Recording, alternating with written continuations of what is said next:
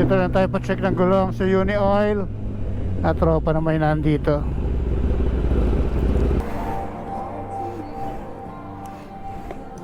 At parang naglabas na ako ng barya. Hirap pa naman itong gloves ko, kapal-kapal.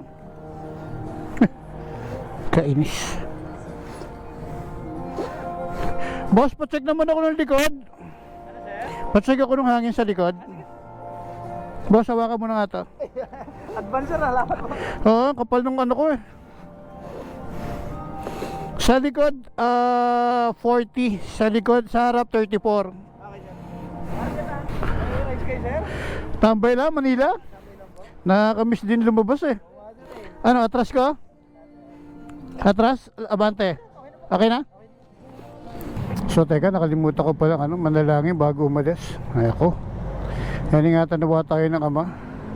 Makarating tayong ligtas sa ating paroroonan at iingatan din yung mga mahal natin sa buhay na iniwan natin pansamantala sa ating tahanan. At yun, makauwi tayo at makarating sa pupuntahan natin ng buo at ligtas yan. Amen. Thank you. Kahit 34. Actually, matigas na yung 34 eh. Atras? Bante siguro, sir? Abante? Okay. Iba po. Okay, sir? Okay. Step. Tropa, nandun na. Oo. Mula rito, siguro mga 20 rin, 20, 30. Depende sa'yo. Depende lang sa ano, sir. Oo, depende sa'yo. Depende kung paano mo patatakbuhin. Pero chill lang tayo, chill. Oo nga, sir. Tama, sir.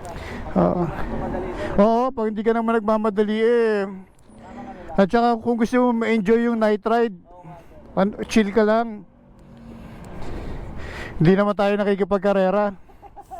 Hindi naman, di ba? Kawawa lang, sir. Maulalaban din. Oo. Tsaka hindi tayo nagra-ride para makipagkarera. Nagra-ride tayo para ma-enjoy yung buhay. Di ba? Eh pag nakaksidente ka, hindi ka na makapagmotor, di paano pa? Di ba? Oo. Enjoy lang. Enjoy lang natin yung maiksing buhay natin sa mundo. Bro, thank you. Thank you, thank you, thank you. See you soon. Ay, shoutout kay Kuya tsaka sa mga tropa rito sa Uni Oil. Thank you, brother. Hanggang umaga ka pa. Okay, ingat bro, ingat. Thank you. So let's go.